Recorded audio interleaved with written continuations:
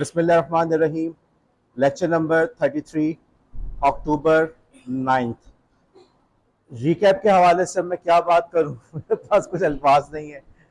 और इससे हमें अंदाज़ा ये हो रहा है कि हमारी क्लास में अभी भी बाज़ ऐसे स्टूडेंट्स हैं जो बिल्कुल छुप के कोने में बैठे हुए होते हैं, विच इज़ फाइन। हम ये नहीं कहते कि हर बंदा जो है बहुत ज़्यादा क्लास में बात करे, हर किसी की अपनी नेचर होती है। लेकिन इसका मतलब ये भी है कि क्लास के अंदर जो बातें हम बता रहे हैं उसकी तरफ तवज्जो नहीं है। मसलन ठीक है जी, एक कौन सा इतना मुश्किल काम था कि आप थोड़ी तेज़ आवाज़ में बात करें। जब आपको गुस्सा आता है दरवाज़ा खोले, शिकायत आई है, दरवाज़ा खोलिएगा। तो कौन सा इतना मुश्किल काम था कि थोड़ी तेज आवाज में बात कर ले, इसमें कौन सा इतना मुश्किल था। मुझे मालूम है घर में जब इनके झगड़े होते हैं तो पूरा मोहल्ला सुन रहा होता है। तो आवाज में इतनी सलाहियत है, गले में इतनी सलाहियत है कि ये ऊंचे सुरों में भी गा सकती हैं। तो जब वहां अपने घर में अपनी गीत और गुलकारी करती है तो यहाँ भी कर सकती थी, पहली बात। और दूसरी बात जो बिल्कुल ऑब्वियस सी थी, शकायना आगे आगे बैठो, बिल्कुल जो ऑब्वियस सी थी कि जब सवाल कोई पूछ रहा है तो सवाल को पूरी क्लास को बताना था ना। आप भले हल्की आवाज में, धीमी आवाज में बात करें, ये तो कर सकते थे, आप ये भी नहीं कर रहे। इसका मतलब फिर जिस तरीके से रिकैप से पहले निगाह ज़हरन की मालिश कर रही थी और मसाज कर रही थी और कंधों पर हाथ रख के उसको हिम्मत और हौसला दे रही थी कि बेटा बस जाओ, कोई मसला नहीं है, तुम जीत के आओगी। तो उससे हमें अंदाजा हो रहा है कि शायद उनकी रिकैप की भी तैयारी नहीं थी। अब जब पूरी क्लास के अंदर बार बार ये बात हो रही कि रिकैप होगा रिकैप होगा, अब तो सेमेस्टर खत्म होने वाला है, इसके बावजूद हमारे पास बच्चे अभी तक जो हैं इन चीज़ों को समझ नहीं पा रहे। तो बहरहाल ये बड़ी एक मायूस कुन सी बात है मेरे लिए कि आपके जो है एफर्ट्स के अंदर वो चीज़ नज़र नहीं आ रही। वैसे तो सब कहते हैं सर बहुत अच्छा हो रहा है, सर बहुत फ़ायदा हो रहा है, लेकिन बात वही है कि सिर्फ टीचर को टाइटल दे देना, गिफ्ट दे देना, टीचर की तारीफ कर लेना काफ़ी नहीं है। असल तो ये कि आप उसकी बात पे कितना अमल कर रहे हैं, और बात पे अमल जो है मुझे आज नज़र नहीं आया। क्लास हम थोड़ा सा लेक्चर शुरू करते हैं। आप लोग के जहन में कोई सवाल हो जो आप लोगों ने रिकैप के दौरान पूछा हो, वो आप लोग मुझसे पूछ सकते हैं, ओके, ताकि किसी किस्म का कंफ्यूजन ना रह जाए। तो हमारी कल बात हुई थी कंप्रेशन के हवाले से। कंप्रेशन के जरिए से फाइलों को छोटा किया जाता है, और डीकम्प्रेशन मतलब उस फाइल को वापस अपनी असल हालत में लेकर आना। फायदा क्या है कि कंप्यूटर के आपकी फाइल का साइज कम हो गया, और फाइल की साइज से कम होने के अलावा ये भी हुआ कि उसको ट्रांसफर करना आसान हो गया। दरवाजा खोले, इनको बुलाएं और उनसे बोले पीछे खड़े रहेंगे। अच्छा, फिर हमने यहाँ पे कहा कि कंप्रेशन की दो किस्म की टाइप्स है, एक लॉसी और दूसरा लॉसलेस। लॉसी और लॉसलेस को याद रखने के लिए बहुत ही आसान तरीका जो हमने ब्रीफ केस की, सूटकेस की एग्जांपल दी कि आप या तो घर से ही सामान कम सूटकेस में डाल के लेके जाएं ताकि वजन का मसला ना हो, और दूसरा तरीका क्या कि आप सामान को जो है वहां जाके आप उसको फेंक रहे हैं। अब क्या हुआ कि जो चीज असल हालत में गई, जब आपका सामान जो था कम था, बैग उतार के आगे आ जाओ ताकि आवाज पहुंचे। यार एक तो क्लास एक तो वैसे ही इतनी देर से शुरू होती है, ऊपर से फिर यही बैग उतारे, फिर यहाँ पे खड़े रहे वहीं पे, आमना बतूल के पीछे खड़े रहे आप। ओके, तो दूसरा तरीका क्या है कि आपने सामान जो है वहां जाके उसको लॉस फेंक दिया आपने कि यार इसकी हमें जरूरत नहीं है, फिलहाल इसको हम छोड़ रहे हैं। तो एक लॉसी हो गया और एक लॉसलेस हो गया। लॉसलेस के अंदर जो चीज असल हालत में है बिल्कुल उसी तरीके से आपको मिल जाएगी, और लॉसी के अंदर जो गया सो गया, वो वापस आने वाला नहीं है। अब इसकी एक एग्जाम्पल आप लोग के सामने है कि जब हमने तस्वीर का साइज कम करते चले गए तो हमने देखा कि यार जो कहीं तो हमने देखा कि गुजारा हो रहा है। अगरचे हम इंफॉर्मेशन को लूज कर रहे हैं, इंफॉर्मेशन हमारे हाथ से निकल रही है, लेकिन फिर भी गुजारा हो रहा है। अलबत्ता यहाँ पे एक पॉइंट बिल्कुल जहन में रखने का है कि जो गया, वो वापस नहीं आ सकता। इसी वजह से जब आप में से बाज लोग कहते हैं कि यार मेरे पास एक तस्वीर है, बड़ी अच्छी बचपन की यादगार तस्वीर है, लेकिन कैमरा इतनी अच्छी क्वालिटी का नहीं था। अब जब मैं उस तस्वीर को बड़ा करने की कोशिश कर रहा हूँ या कर रही हूँ तो नहीं हो पा रहा, पिक्सेलेट हो रहा है। तो इसीलिए कि जो इन्फॉर्मेशन गई वो चली गई, अब आप उसको वापस उसके अंदर लेकर नहीं आ सकते, इसीलिए उसको लॉसी कहते हैं। अब यहाँ पे मैंने ये भी बताया था कि आपके पास ऐसे टूल्स मौजूद होते हैं जिनकी मदद से आप कंप्रेशन कर सकते हैं। जेपैक को या जेपीजी को जब आप कम कर रहे होंगे तो पूछता है कितना कम करना है, ओके। आप जितना कम करते हैं आप बता देते, लेकिन उतना ही साइज कम हो जाता है, लेकिन साथ ही साथ तस्वीर की इंफॉर्मेशन खत्म हो जाती है, वो वापस नहीं आती। अब आपने फैसला करना है कि मैंने कितना कम करना है, कहाँ पे मेरा गुजारा हो रहा है, अपनी नीड के हिसाब से आपने उसका फैसला करना है। अच्छा, अब इसी तरीके से मैंने ये बताया था कि अक्सर जो आपके इमेजेस और वीडियोस हैं उनके अंदर हमेशा कंप्रेशन जो किया जाता है वो लॉसी किया जाता है। तस्वीर और वीडियोस के अंदर हमेशा कंप्रेशन लॉसी किया जाता है। इसकी मैंने एग्जांपल भी दी थी कि हमारे एक स्टूडेंट ने पूछा कि सर मेरे पास बहन की शादी की वीडियो है, उसको मैं यूएसबी में कर रही हूँ, यूएसबी में जगह नहीं है, तो मैं क्या करूँ? तो सर मैंने जिप करके देखा, साइज कम नहीं हो रहा, और वो होना भी नहीं था, क्योंकि वीडियोस के अंदर, इमेजेस के अंदर अमूमन साइज कम करने के लिए आपको लॉसी कंप्रेशन करना पड़ता है। अलबत्ता बाज ऐसे एल्गोरिथम्स हैं, बाज ऐसे फॉर्मेट्स हैं जो तस्वीर के अंदर, वीडियो के अंदर आपको लॉसलेस कंप्रेशन करने देते हैं, जैसे पीएनजी, लेकिन उसकी एक लिमिट है। जितना कम आप जिपैग को कर सकते हैं उतना कम आप पीएनजी को नहीं कर पाते। अब बात बिल्कुल सही है भाई, ब्रीफकेस के अंदर एक खास, इतनी एक महदूद जगह है ना, एक वक्त ऐसा आता है कि यार आप सामान तो बाहर निकाल के फेंकना पड़ेगा, तो यही वाली चीज होती है कि पीएनजी के अंदर एक हद है, उसके बाद करना है तो फिर जिपैग पे तुम्हें जाना पड़ेगा, तो मैं उसके अंदर इंफॉर्मेशन को लूज करना पड़ेगा। फिर हमने यहाँ पे बात की थी कि टेक्स्ट के लिए लॉसी कंप्रेशन यूज करना सही नहीं है। टेक्स्ट के अंदर अगर आपने लॉसी कंप्रेशन यूज किया तो बात कुछ से कुछ हो जाएगी। किसी नॉवेल के अंदर अगर आपने कैरेक्टर्स के नाम ही उड़ा दिए, जगह तो कम हो गई, लेकिन बात कुछ से कुछ हो जाएगी। इसकी एक मिसाल आसान सी है कि अगर आपके टीचर आपसे कहते हैं कि बेटा आप मुझे ऐसे लिख के लाए, बहुत बड़ा है, इसको छोटा करो, तो जब आप छोटा करते हैं तो आप उसमें से पैराग्राफ उड़ाते हैं, आप सेंटेंसेस को उड़ाते हैं, लेकिन वो गए तो गए, वापस तो नहीं आ सकते ना। तो हमें ये पता चला कि टेक्स्ट के अंदर अमूमन लॉसी कंप्रेशन नहीं यूज किया जाता, टेक्स्ट के अंदर हमेशा हम लॉसलेस कंप्रेशन को यूज करते हैं।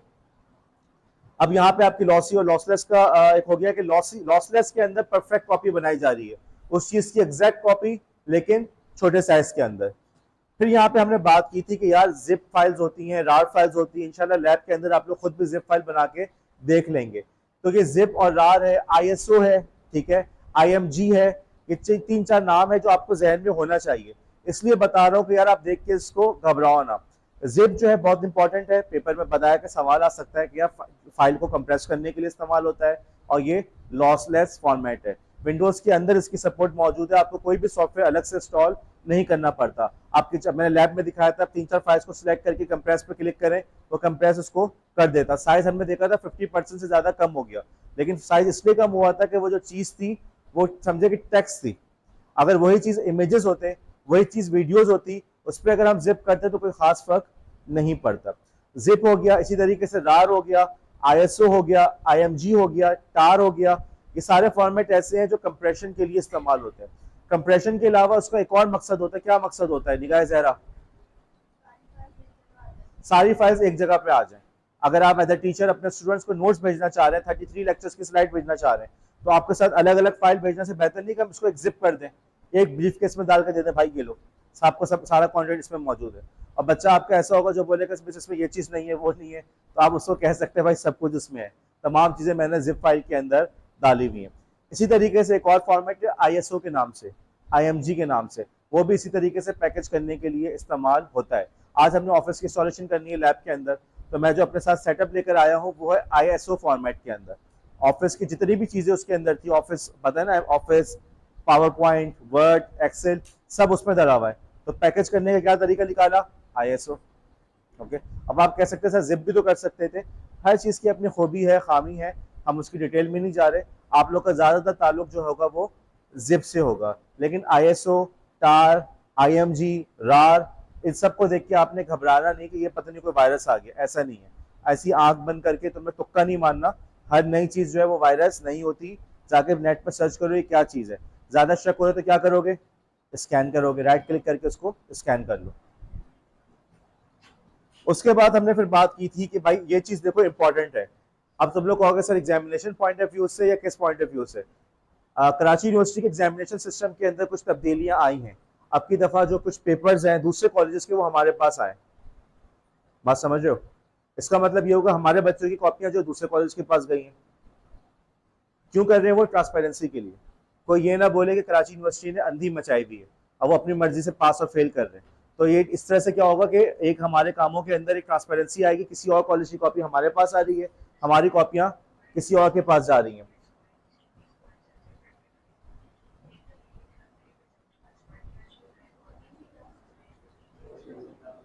माइक जाओ करीब।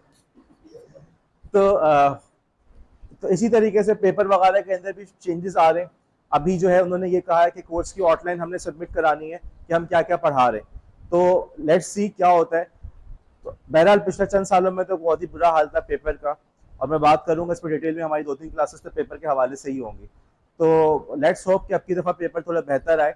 नंदी लेस से पेपर से हट के भी अगर हम बात करें तो ये देखो एक इंपॉर्टेंट चीज़ है जिसका तुम्हें नॉलेज होनी चाहिए। एज ए टीचर तुम लोग को डिजाइनिंग करनी पड़ेगी। आपकी अपनी क्लास के अंदर एमन ने अब इंशाल्लाह चंद दिनों में सोशल मीडिया पे उनकी पोस्ट भी आ जाएगी, कहाँ एमन, तो खैर सोशल मीडिया पे पोस्ट भी उनकी आएगी। उन्होंने बच्चों के लिए स्टोरी बुक खुद लिखी है, तो आप इससे अंदाजा लगा लो कि यार ये वाले काम आपको करने पड़ेंगे। जो बच्चे प्रैक्टिकम पे गए वो खुद लेसन डिजाइन कर रहे हैं, तो लेसन डिजाइन सिर्फ एक तो आप लोग वही पढ़ रहे होंगे कि नोटबुक पे बनाना, पेपर पे बनाना, शीट पे बनाना, टीचिंग एड बनाना, लेकिन डिजिटल टूल्स को अब यूज करना पड़ रहा है। अभी एक स्टूडेंट ने तस्वीर भेजी कि सर प्राइवेट स्कूल मिला था तो वहाँ प्रोजेक्टर भी था, तो मैंने प्रोजेक्टर पे पढ़ाया। तो वहाँ पे तुम्हें जब खुद के सब प्रेजेंटेशन वगैरह बनाओगे, सब टूल्स बनाओगे, तो तुम्हें नॉलेज होनी चाहिए इमेजेस कौन से टाइप के होते हैं, ताकि वहां जाके तुम हैरान परेशान ना हो कि ये क्या हो रहा है। मतलब तुमने कंप्यूटर की तस्वीर डाली और फिर तुम कहो कि यार कंप्यूटर की तस्वीर के पीछे ना व्हाइट बैकग्राउंड आ रहा है, उसको मैं कैसे हटाऊं, तो क्या होगा तरीका, मतलब उसका ट्रांसपेरेंट बैकग्राउंड नहीं है। ओके, तो उसके लिए हम क्या कर सकते हैं, क्या तरीका है, सब चीजें तुम्हें आनी चाहिए। तो बहरहाल हमने इमेजेस की हमने बात की थी, हमने कहा कि यार इमेजेस के फॉर्मेट को या तो वो रेस्टर वर्सेस वेक्टर होगा, या जो है वो ट्रांसपेरेंसी को सपोर्ट करता होगा या नहीं करता होगा। स्लाइड में अभी भी गलती है, ट्रांसपेरेंसी सपोर्टेड और सामने भी लिखा हुआ है ट्रांसपेरेंसी सपोर्टेड, और नीचे भी गलती है। लॉसी कंप्रेशन, ओके लॉसी तो बिल्कुल सही है, lossy compression versus lossless compression. तो सेकंड पॉइंट है ना, उसमें गलती है, ट्रांसपेरेंसी सपोर्टेड और ट्रांसपेरेंसी नॉट सपोर्टेड। अब यहाँ पे हमारी बात थी कि JPEG image, JPEG image Mahin कौन सा है, रास्टर वर्सेस वेक्टर में कौन सा इमेज है ये दोस्तों? हाँ रेस्टर इमेज है, राबिया सलीम।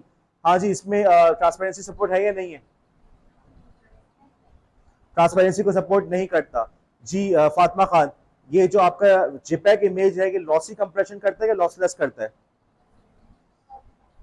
क्या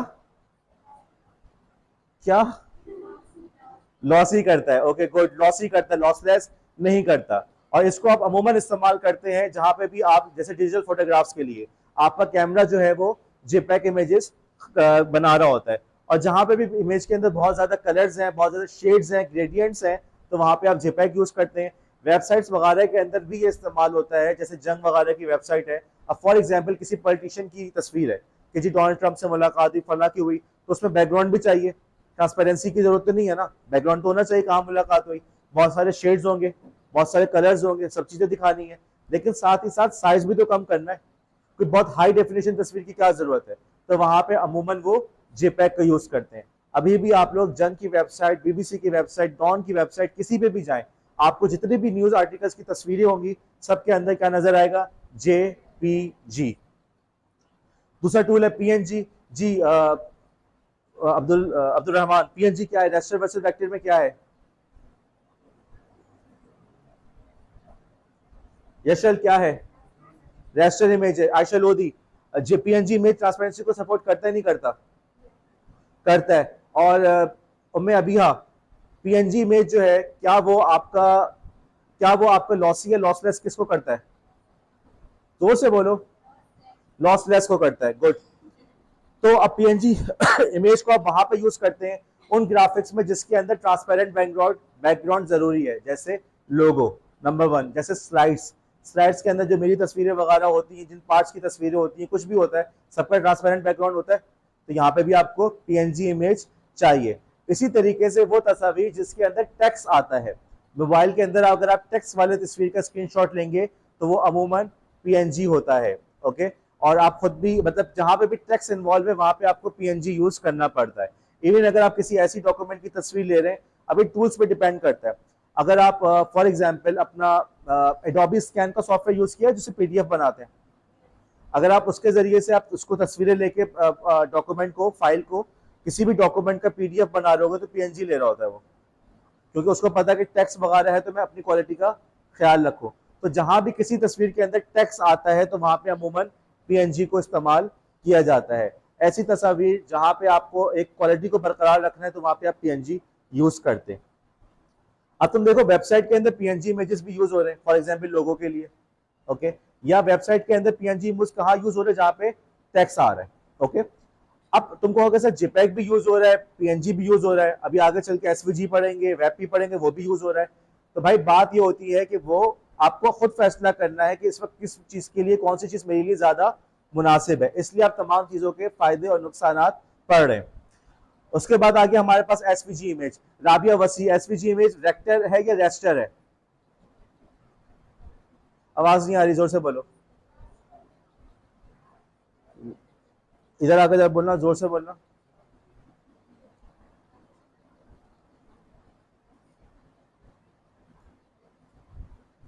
जल्दी बोलो। रेस्टर है जी। सवेरा कोहरा क्या है? वेक्टर है। एसवीजी वेक्टर है, तशरीफ रखिए। इसका जो वी है वो वेक्टर का ही है। ओके, तो इससे याद रखो भाई, एस वी जी, एस वी को याद रखना कि वी तो है ही वेक्टर का। अच्छा, ट्रांसपेरेंसी को सपोर्ट करता है नहीं करता? हफ्सा नहीं करता, तुम्हें इसका मतलब लेक्चर तुम सुन भी नहीं रही हो। दुआ हसीन करता है नहीं करता? अब तो जाहिर है, मैंने बता दिया। ट्रांसपेरेंसी को सपोर्ट करता है। लॉसलेस कंप्रेशन होता है कि लॉसी कंप्रेशन होता है? मुबशिरा, मुबशिरा का है जी, जोर से बोलो। क्यों लॉसलेस है? आयशा अहमद क्यों लॉसलेस है? कल बताया था मैंने। मुंतहा क्यों लॉसलेस है? क्योंकि इस एसवीजी के अंदर तमाम की तमाम चीजें जो है वो मैथमेटिकल फॉर्मूला के सूरत में लिखी हुई होती हैं। तो मैथमेटिकल फॉर्मूला क्या होता है? टेक्स्ट होता है। और टेक्स्ट में हम कौन सा वाला कंप्रेशन करते हैं? लॉसलेस। अब सब बहुत बहुत ही डिसअपॉइंटिंग। बेटा सेमेस्टर खत्म हो रहा है, तुम लोग अभी तक वहीं के वहीं हो। अच्छा जी, तो ये आप यूज करेंगे लोगोस के लिए, आइकॉन्स के लिए और इलिस्ट्रेशंस के लिए। इलिस्ट्रेशंस का मतलब डायग्राम समझ लो, छोटी मोटी डायग्राम्स जो आप बना रहे होते हैं। डायग्राम्स हो गए, चार्ट्स हो गए, और वो डायग्राम्स या वो तस्वीर जहाँ पे जितना भी रिसाइज किया जाए वो पिक्सल ना फटे, तो वहां पे हम लोग एसवीजी को यूज करते हैं। उसके बाद एक और फॉर्मेट आया टिफ के नाम से, TIFF, जिसका एक्सटेंशन TIF भी होता है और TIFF भी होता है। टिफ जो है, कल मैंने बताया था, सैयद आलिया, क्या है ये? वेक्टर है या रेस्टर है? जोर से बोलो। रेस्टर है। नादिया, ये जो है ट्रांसपेरेंसी को सपोर्ट करता ही नहीं करता? जोर से बोलो। ट्रांसपेरेंसी को सपोर्ट नहीं करता।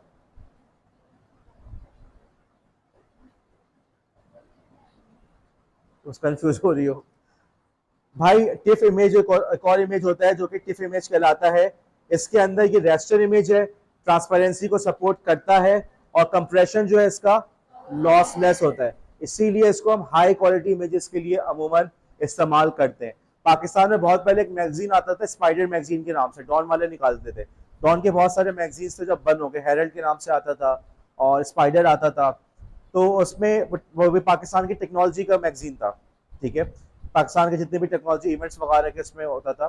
तो पाकिस्तान के एक बहुत बड़े मशहूर फोटोग्राफर हैं, उनका उसमें इंटरव्यू आया था। उनका नाम है गालिबन या टप्पू जवेरी, कुछ ऐसी नाम है, सुना है आप लोगों ने? बहरहाल पाकिस्तान के बहुत बड़े मशहूर फोटोग्राफर्स में से हैं। तो उनका जो इंटरव्यू वगैरह था उसमें था आप कौन सी टेक्नोलॉजी टूल्स यूज करते हैं, क्या करते हैं। तो उसमें बंदे ने यही कहा था कि मैं तस्वीरों को टिफ फॉर्मेट में सेव करता हूँ। प्रोफेशनल फोटोग्राफर था, बड़े बड़े बड़े ब्रांड्स पे काम करता है। तो वो लोग जो है इस तरह से टिफ को यूज करते हैं, उसकी अपनी फवाइद हैं। High quality images, high quality printing जहाँ पे भी होगी वहाँ पे अमूमन टिफ इमेज के फॉर्मेट को यूज किया जाता है, ठीक है। अब आखिरी चीज आ गई वेब पी। हाँ जी, वेब पी जो है रेस्टर है, वेक्टर है? रेस्टर है। ओके, दुआ सिर्फ ट्रांसपेरेंसी को सपोर्ट करता है? Yes, okay. नबीहा, रेस्टर जो है, सॉरी वेब पी जो है, ये लॉसलेस है कि लॉसी है? गुड, दोनों को सपोर्ट करता है। तो एक नया फॉर्मेट है जो गूगल ने बनाया है, और उन्होंने इसीलिए बनाया कि भाई वेबसाइट के इमेजेस जो है, वेबसाइट के अंदर एक बहुत बड़ा चैलेंज ये होता है कि वेबसाइट तेजी से लोड हो। आप खुद देखो कि वेबसाइट, वीडियो, जो भी वीडियो, तस्वीर बहुत ज्यादा टाइम ले रही होती है, आप उसको छोड़ देते हो, कह रहे हैं खामा खामा इतना वक्त लग रहा है। तो ये डेवलपर्स का, आपके जितने भी बड़े बड़े जितने क्लाउड प्रोवाइडर्स हैं, सबके नजदीक बहुत बड़ा चैलेंज ये होता है कंटेंट सेकंड से भी पहले लोड हो जाए। उसके लिए मुख्तलिफ तरीकों पे काम हो रहा है, बहुत सारे तरीके हैं। उनमें से एक तरीका ये भी था, उन्होंने इस बात का अंदाजा लगाया कि इमेज के लोड होने में बहुत ज़्यादा टाइम लगता है। इमेज के लोड होने में बहुत ज़्यादा टाइम लगता है। तो उन्होंने फिर डिफरेंट तरीकों से लेकर आए, जेपैक का साइज कैसे कम करें, उसको कैसे ऑप्टिमाइज करें। एक तरीका ये भी था कि वेबसाइट, वेब पेज के ऊपर जितने इमेजेस है ना, सारे के सारे इमेजेस एक साथ डाउनलोड हो जाए एक ही फाइल के अंदर। फिर वो उसके ब्राउजर में इतनी सलाहियत हो कि वो इस इमेज का ये वाला हिस्सा दिखाए, इस इमेज का ये वाला हिस्सा दिखाए। समझो, एक ही तस्वीर डाउनलोड हुई और फॉर एग्जांपल उसके अंदर वलीसा की तस्वीर और उमामा की तस्वीर दिखानी थी, तो यहाँ वलीसा, यहाँ पे उमामा, लेकिन फाइल एक ही थी। ऐसे भी तरीके किए। अब गूगल वालों ने कहा कि यार हमें ना किसी एक नए फॉर्मेट की जरूरत है, तो उन्होंने इसको बनाया कि जो वेबपी के नाम से बनाए, नाम से समझ में आ रहा है कहाँ इस्तेमाल होता है, वेबसाइट्स वगैरह पे इस्तेमाल होता है। ट्रांसपेरेंसी को भी सपोर्ट करता है, क्योंकि उनकी कोशिश थी पीएनजी और जेपैक दोनों को रिप्लेस कर दे। ओके, तो इसके लिए इसके अंदर पीएनजी की खूबियां भी होंगी और जेपैक की भी खूबियां होंगी। तो पीएनजी की खूबी क्या थी? ट्रांसपेरेंसी का होना, तो ट्रांसपेरेंसी की सपोर्ट है।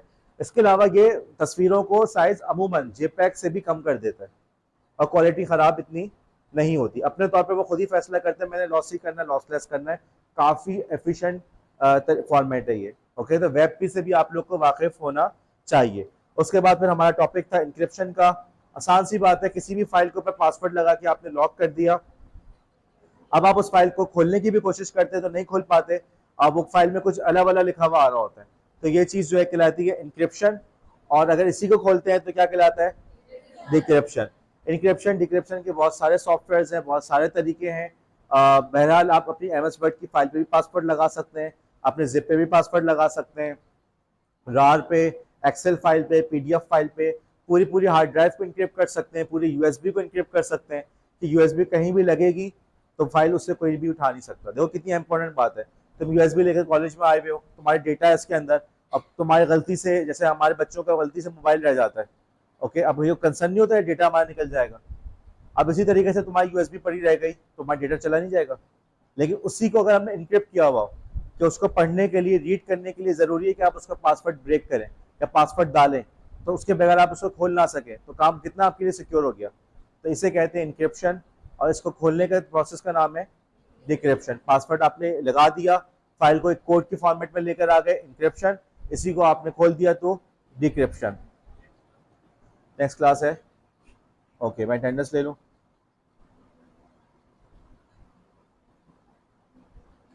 बिस्मिल्लाहिर्रहमानिर्रहीम, लेक्चर 33 का पार्ट 2। तो अभी तक हमने बात की थी इंक्रिप्शन और फाइल वगैरह की बात कर ली। अब हम बात करते हैं कि कंप्यूटर जो है वो किस तरीके से काम करता है। एक ऐसी चीज़ जो कि बिल्कुल बेजान है, उसके अंदर हम किस तरीके से सोचने और समझने की सलाहियत पैदा करते हैं। देखा जाए तो कंप्यूटर का जो काम करने का तरीक़ेकार है ये कोई बहुत कॉम्प्लिकेटेड या कोई बहुत मुश्किल चीज़ नहीं है। इसका तरीका वही है जिस तरीके से हमारा इंसानी जहन काम करता है। अब अगर मैं आपसे सवाल पूछूं कि आपके ख्याल में आपका जहन किस तरह से काम करता है, अगर हम आपसे कोई सवाल पूछते हैं तो आप उस सवाल का जवाब किस तरीके से देते हैं? अगर मैं आसान सा सवाल है, फॉर एग्जांपल मैं आपसे पूछ रहा हूँ कि 2+2 क्या होता है, तो लेकिन इस सवाल का जवाब देने के लिए एक और चीज़, एक सबसे पहले क्या चीज़ थी? इनपुट। आपको कोई चीज़ मिली थी, ऐसा है या नहीं? अगर ये इंफॉर्मेशन, अगर मैं सवाल ही मेरा आप तक ना पहुंचता कि सर पूछ क्या रहे या आवाज़ नहीं आ रही, तो क्या आप जवाब दे पाते? यही चीज़ कंप्यूटर के साथ भी होती है कि कंप्यूटर को भी इनपुट चाहिए होता है जिसके ऊपर वो काम कर सके। ये जो हम चीज़ें कंप्यूटर को दे रहे होते हैं अमूमन इसको कहते हैं डेटा। ओके, डेटा किसी भी फॉर्मेट में हो सकता है, नंबर्स डेटा, ठीक है, टेक्स्ट डेटा। अब कंप्यूटर उस पर काम करने के बाद उससे एक मीनिंगफुल चीज़ प्रोड्यूस करता है, तो जो लेने का अमल है ये क्या कहलाएगा? इनपुट। उसके बाद जो दूसरा मरहला आता है, दूसरा मरहला क्या है? उस चीज़ के बारे में सोचना। यही काम आप भी कर रहे हैं, आप सोचते हैं। अगर हम आपसे सवाल पूछ रहे हैं, कोई सा भी सवाल, 2+2 क्या है, क्या बाहर बारिश हो रही है, क्या आज बारिश का इम्कान है, हम कोई भी सवाल पूछ, क्या आज जो है इवेंट क्लास में आई है, कोई सा भी सवाल है, इसके लिए आपके पास इनपुट का होना ज़रूरी है। उसके बाद इनपुट आ गया तो फिर आपने उसको प्रोसेस करना है कि मैं पूछा गया था, क्या जवाब मैंने इसका क्या देना है। ये ना हो कि 2+2 क्या होता है, जवाब में आप बोले आमना, सवाल गंदम, जवाब चना। आपसे पूछा जाए कि आज बारिश का इम्कान है, अब आप इस बात को प्रोसेस करेंगे, बारिश क्या चीज़ है, बारिश कब होती है, क्या होती है। किसी बच्चे से अगर आप ये सवाल पूछे, इसका सबसे अच्छा तरीका बच्चा है, कोई छोटे बच्चे से सवाल पूछे तो उसको नहीं पता होगा, वो तुक्का लगाएगा और वो शायद आपके रिएक्शन से दिखेगा कि आपके जवाब से वो कहाँ पे खुश हो रहा है। लेकिन यही बात जब आप देंगे तो अपनी पुरानी नॉलेज, पुरानी इंफॉर्मेशन के बेसिस पे सोच के आप जवाब देंगे कि मैंने यहाँ पे इसका क्या मैं जवाब दे सकता हूँ। तो एक चीज हो गई हमारे पास इनपुट, और दूसरी चीज हो गई हमारे पास उसको प्रोसेस करना, और तीसरी चीज हमारे पास आ गई आउटपुट। ओके, कंप्यूटर ने डेटा लिया और उसका जो उसने आउटपुट दिया वो क्या कहलाएगा? इंफॉर्मेशन। डेटा लेता है और आउटपुट में क्या देता है? इंफॉर्मेशन। इंफॉर्मेशन से मुराद क्या? Meaningful data. उसी डेटा को आपने मीनिंगफुल बना दिया तो वो क्या बन जाएगा? इंफॉर्मेशन। फॉर एग्जाम्पल, अगर आपके पास बोर्ड पे लिखा हुआ हो कि फॉर एग्जाम्पल अगर आप ये देख लें आपके पास लिखा हुआ 4, तो क्या मतलब 4 का? कोई मतलब है इस बात का? लेकिन अगर यही 4 जो है वो आपको ये बताए कि जी 4 जो है वो रोल नंबर है, अब वो इंफॉर्मेशन बन गई। पहले वाली चीज क्या थी? 4, मीनिंगलेस, कुछ समझ नहीं आ रहा इसका क्या मकसद है। अगर लिखा हुआ हो 1 1 2 3 5, क्या मतलब इस बात का? 1 1 2 3 5 क्या मतलब? कोई मतलब नहीं। लेकिन अगर आपको ये कहा जाए कि भाई ये मीटर रीडिंग है, गैस के मीटर की रीडिंग है, तो इंफॉर्मेशन बन गई, वो चीज यूजफुल हो गई। और अब इसी के साथ हमने कुछ और डेटा लिया, हमने पुरानी डेटा को भी डाल के इसमें देखा भाई अब इस दफा में आपने जो है फॉर एग्जांपल गैस के 50 यूनिट इस्तेमाल किए। अब चीज इंफॉर्मेशन और मीनिंगफुल होती जा रही है। 50 यूनिट इस्तेमाल किए तो उसका इतना बिल बना। आपने दिया क्या था उसको? 1 1 2 3 5, ठीक है। और उसने फिर इसको प्रोसेस करके उसने इसको मीनिंगफुल बनाया। उसने कहा ये जी मीटर की रीडिंग है, पुराना डेटा निकाल के देखा उसने स्टोरेज से और बताया कि जी पुराना डेटा आपका इतना था, अब इतना था, दोनों को सब सब्ट्रैक्ट किया तो अब की दफा आपने जो है 50 यूनिट इस्तेमाल किए। फिर फॉर्मूले की मदद से उसने बताया इस महीने आपका इतना बिल बना है। फिर ये बताया कि जी अगर बिल लेट जमा कराएंगे तो इतना चार्ज आएगा, और ये उसकी ड्यू डेट है। अब देखो कहाँ पे सिर्फ एक 4 5 नंबर थे 1 1 2 3 5, लेकिन जब उसको प्रोसेस किया तो वो चीज कितनी मीनिंगफुल बन गई। तो 1 1 2 3 5 क्या था? डेटा जो आपने इनपुट दिया। देखो ध्यान में रखना, कराची यूनिवर्सिटी के पेपर का एक बहुत बड़ा मसला ये कि यार कुछ समझ नहीं आता कहाँ से आएगा। अब की दफा जैसे मैंने बताया कुछ चेंजेस हो रहे हैं, प्रिंसिपल साहब ने बताया कि आप कोर्स की आउटलाइन और पेपर अपना बना के दे दें, कराची यूनिवर्सिटी को शो करेंगे। अब वो उसको कितना करते हैं, क्या करते हैं, कुछ पता नहीं। ये एक्टिविटी तकरीबन 10 साल से खत्म थी। 10 साल पहले ऐसा होता था कि हम ही पेपर बनाते थे, जैसे हमारा पेपर आ गया जामिया मिल्ली का पेपर आ गया तो टीचर्स पेपर बना रहे होते थे, वो आउटलाइन वगैरह भी देख लेते थे तो कुछ आसानी थी। लेकिन पिछले 5 6 साल से जब से मैंने टीचिंग शुरू की है तो पेपर इनका बहुत ही बेढंगा सा आया है। कभी क्लास 9 का सवाल पूछ रहे हैं तो कभी इसमें आईसीटी का सवाल पूछ रहे हैं, कभी जो है आईसीटी अगले सेमेस्टर में पढ़ेंगे, और कभी जो है बहुत ही एडवांस सवाल पूछ रहे हैं। तो कुछ समझ नहीं आ रहा था कर क्या रहे हैं। तो अब मसला यहाँ पे ये हो जाता है कि आपके लिए ज़रूरी कि हर चीज़ की तैयारी करें। तो यहाँ पे इनपुट और आउटपुट तो आप पढ़ ही रहे हैं। इनपुट जो चीज़ दे रहे हैं आप कंप्यूटर को, प्रोसेस कर रहे हैं, दे क्या रहे हैं आउटपुट, लेकिन साथ ही साथ डेटा और इन्फॉर्मेशन का भी पता हो। वैसे भी पता होना चाहिए, नॉलेज हो, और वैसे भी पता हो कि भाई अगर आपके पास डेटा या इन्फॉर्मेशन का सवाल आ जाए तो आप खुद अपने तौर पर इसका जवाब दे सकें, और वैसे भी नॉलेज हो कि डेटा क्या है और इन्फॉर्मेशन क्या है। ओके, अब आप लोग को समझ में आ रहा है कि जो आपकी ईमेल मेरे पास आती है उसमें सिग्नेचर ना हो तो कितनी सारी इन्फॉर्मेशन इसमें मिसिंग है। इसलिए ज़रूरी है कि आप उसको पूरा मीनिंगफुल बना के पेश करें। तो जैसे मैंने आपको यहाँ पे डेटा की एग्जांपल दी कि डेटा जो है फैक्ट्स हो सकते हैं, फिगर्स हो सकते हैं, टेक्स्ट हो सकता है, तस्वीर हो सकती है, लेकिन आप उसके अंदर जाके जो है फिर मीनिंग डालते हैं, उसको प्रोसेस करके उसको बाकायदा इंफॉर्मेशन बनाते हैं। इसकी एक और मिसाल है आपकी रोज़मर्रा की ज़िंदगी में। नादिया, कि आपके पास किसी ने तस्वीर भेजी किसी बेबी की, तो आपने बोले क्या है भाई, क्या हुआ? सवाल आता नहीं आता, फिर पूछना पड़ता है, वो बताता है कि जी मेरे खाला का बेटा हुआ। ये वाकई ऐसा ऐसे सीन हमने देखे हैं। मैं पूरी कहानी तो बताऊँ कि हुआ क्या है। और इसी तरीके से मैंने देखा अभी हमारे एक रिश्तेदार ने व्हाट्सएप पे स्टेटस लगाया हुआ था कि हादसा। अब उनको कॉल करने भाई क्या हुआ, कॉल नहीं उठा रहे, कुछ नहीं हुआ, फिर पता चला कि बाइक से एक्सीडेंट हो गया था। भाई पूरी बात लिख देते तो वो गिरे, गिरने से पहले, गिरने के बाद उन्होंने कुछ करने से पहले सबसे पहले लिखा हादसा, ताकि सबको मैं परेशान कर दूं, और बाकी जो है इंफॉर्मेशन जो है वो बाद में मिली। तो डेटा मीनिंगलेस होता है लेकिन उसके आप प्रोसेस करके उसको आप इंफॉर्मेशन बनाते हैं। एक और खूबी ये होती है कि इंफॉर्मेशन को दोबारा डेटा बना सकते हैं। जैसे मैंने अभी बिजली की मीटर की एग्जांपल दी, 1 1 2 3 5 इंफॉर्मेशन बनी मीटर रीडिंग, इसको दोबारा हमने फीड किया, उसने कैलकुलेट करके बताया यूनिट इतने हुए। दोबारा फीड किया डेटा के तौर पे, उसने कैलकुलेट करके बताया कि भाई इतना आपकी दफ़ा का बिल इतना आया। दोबारा फीड किया, उससे बताया कि आपकी दफ़ा उसमें इतना आपका लेट जमा कराएंगे इतना सरचार्ज आएगा। दोबारा किया तो फिर उसने आपको बताया कि जी ये आपकी लास्ट ड्यू डेट है। ठीक है। अब हम बात करते हैं कि कंप्यूटर के कुछ इनपुट डिवाइसेस, वो डिवाइसेस, कंप्यूटर के वो पार्ट्स जिसके जरिए से आप कंप्यूटर को डेटा या इंस्ट्रक्शन देते हैं कि तुमने ये करना है।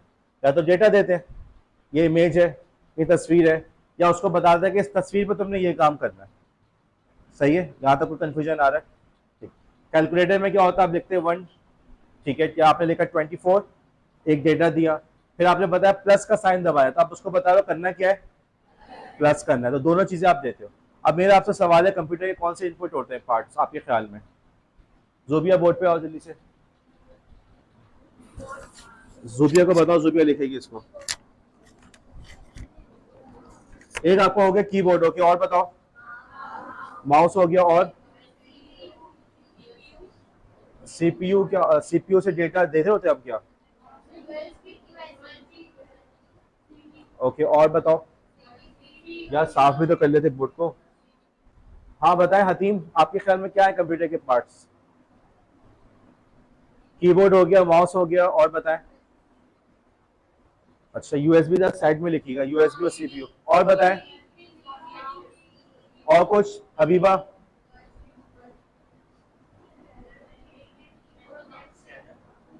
स्कैनर, स्कैनर का नाम सुना है? लैब में मौजूद डॉक्यूमेंट्स वगैरह को स्कैन करने के लिए इस्तेमाल होता है। इसके अलावा कोई और चीज?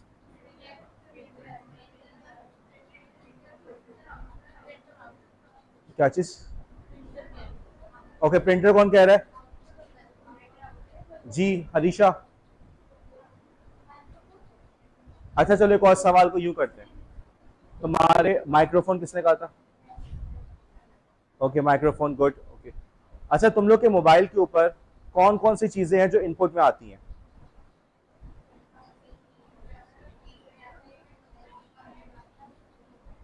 बताओ। और हफ्सा? आवाज नहीं आ रही, जोर से बोलो। वॉइस? वॉइस नहीं होता, माइक होता, माइक में बोलते हैं ना वॉइस तो। ठीक है, लिखो माइक, माइक हो गया। और बताओ जी, कशफ नईम। कैमरा किसने कहा था यहाँ से? ओके, शीजा ने कहा कैमरा, गुड, कैमरा। कैमरा एक और चीज है जिसके जरिए से आप उसको, जी आलिया? एप्लीकेशन, अच्छा, टच स्क्रीन लिखना। अच्छा अब देखो, इसमें जो चीजें सही हैं तुम लोग की, अगर मुझे ग्रीन मार्कर वगैरह दो कुछ, तो टी शर्ट ना। कैमरा बिल्कुल सही कहा आपने, टच स्क्रीन सही कहा, कीबोर्ड, माउस, स्कैनर, माइक्रोफोन बिल्कुल सही कहा। अब जो चीजें आप लोगों ने गलत कही है उसको जरा सा समझना। स्कैनर, माइक तो समझ में आ रहा है, ठीक है, कैमरा भी समझ में आ रहा है, कैमरे के जरिए से आपका इंफॉर्मेशन उसमें जारी होती है। जिन लोगों ने सीपीयू कहा वो तो बिल्कुल ही गलत कहा। क्यों गलत है? दुआ सुहेल, क्यों गलत है? तुम हाथ ऐसे घुमाते हो। जी आलिया, क्यों गलत है? गौर नहीं किया। वरीशा, क्यों गलत है? वो प्रोसेस करता है, वो तो दिमाग है, ठीक है, तो ये तो बात गलत हो गई, इसमें तो कोई सवाल नहीं है, कंफ्यूजन नहीं है। सीपीयू तो इनपुट हो ही नहीं सकता, उसको तो डेटा देते हैं। ओके, आप लोग के अपना खुद सोचो ना, आप लोग के इनपुट क्या है? आंखें देख रहे हो, ओके, जबान से टच कर रहे हो, कान से सुन रहे हो, जबान से वो भी तो होता है, जायका आता है, ये नहीं कि बोलने के हिसाब से नहीं, जायके के एतबार से। लम से टच करके देख रहे चीज हार्ड है, सॉफ्ट है, तो ये सब इनपुट हुआ। लेकिन प्रोसेस कौन कर रहा है? दिमाग। अगर ब्रेन में कोई मसला हो जाए, शायद आप गर्म पानी में हाथ डाल दें, बच्चे को नहीं पता होता, वो गर्म पानी में हाथ डालते इसलिए वालदेन कहते नहीं नहीं टच नहीं करना, ऐसा है या नहीं? तो सीपीयू तो आपका ब्रेन है, वो तो इनपुट नहीं हुआ। अब आ जाओ यहाँ पे, जिन्होंने कहा यूएसबी कहा और सीडी कहा था, ऐसे ही है ना? और कुछ किसी ने कहा था जिसको मैंने रिजेक्ट किया, यही था। क्या चीज? SD card. Okay, SD card, USB, USB से मराद की फ्लैश ड्राइव है, या सीडी। देखो ये चीजें अमूमन इनपुट में नहीं कहेंगे, इसको स्टोरेज डिवाइसेस के तौर पे कहते हैं। ये वो चीजें हैं जिसके अंदर डेटा को महफूज किया जाता है। इसको हम बात करेंगे, इसके बारे में हम इस बारे में बात करेंगे, ठीक है। मसलन मिसाल के तौर पर अगर आपसे भी मैं पूछता हूँ कि यार आज बारिश का इम्कान है, अब सवाल तो आप लोगों ने सुन लिया अपने कानों के जरिए से, लेकिन अब सवाल को आपने दिमाग में प्रोसेस करना शुरू किया, बारिश का क्या मतलब होता है? नंबर वन, आज इम्कान से क्या मुराद है? नंबर टू, आज बारिश होने का इम्कान है भी या नहीं है, तो कैसे पता चलेगा? आसमान की हालत देखिए, पे बादल है नहीं है, इतनी धूप है, तो बारिश का होने का कोई चांस है ही नहीं। तो अब ये चीजें तुम्हारे पास कहाँ से आ रही है? बारिश की डेफिनेशन कहाँ से आई किरण? जहन में पहले से स्टोर थी ना, ऐसा है या नहीं? और इम्कान प्रिडिक्शन कहाँ से आया, ये भी जहन में।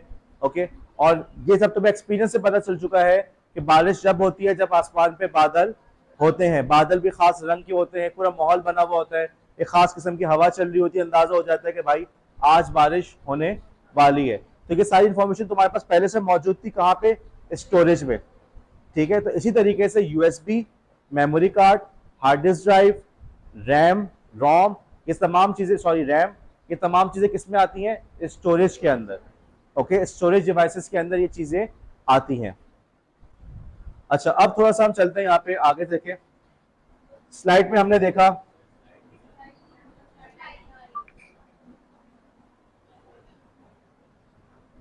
ओके स्लाइड नहीं आ रही, एक मिनट में दोबारा मीटिंग को करता हूँ, एक मिनट रुकिएगा।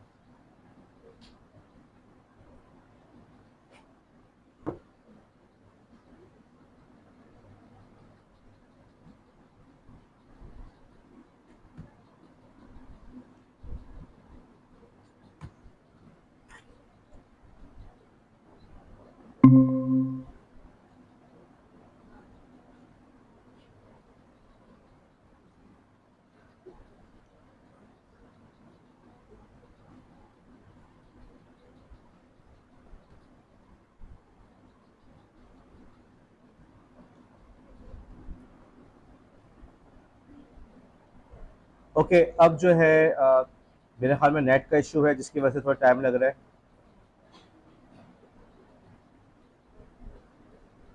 बहरहाल चले, मैं आगे चलता हूँ, वीडियोस में आपको इंशाल्लाह ताला स्लाइड्स वगैरह सारी मिल जाएंगी।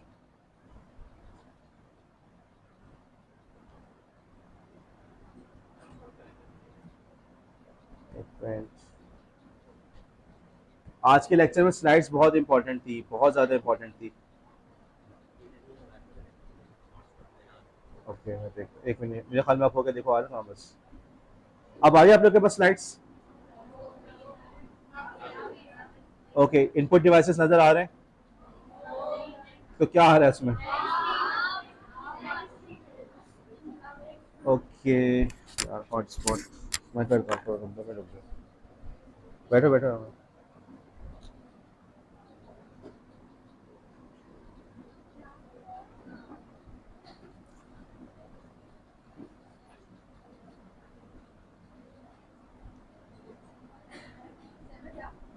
रुक जाओ बस, अब आ गई हो तो खड़े रहो।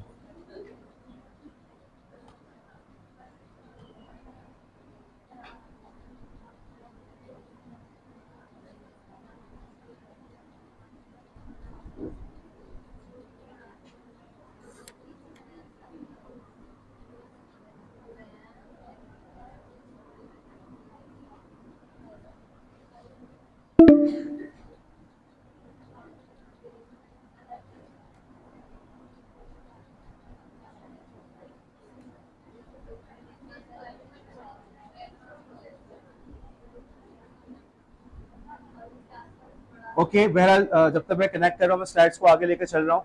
तो बात हमारी चल रही थी इनपुट डिवाइसेस की, स्लाइड के ऊपर माइक, कीबोर्ड, माउस, स्कैनर। अच्छा, एक और चीज पे सोचो तुम लोग, गौर करो, हमने मोबाइल की तो बात कर ली, और मोबाइल के अंदर अभी उमामा ने टच स्क्रीन का भी जिक्र किया था, टच स्क्रीन से भी तुम लोग इनपुट दे रहे होते हो, ऐसा ठीक है? एटीएम यूज किया किसी ने? मुझे बताना, एटीएम के अंदर तुम्हारे ख्याल में कौन कौन सी इनपुट डिवाइसेस हैं एटीएम के अंदर? सबसे इंपॉर्टेंट चीज कार्ड रीडर, कार्ड आप डालते हो उसके बाद शुरू होता है।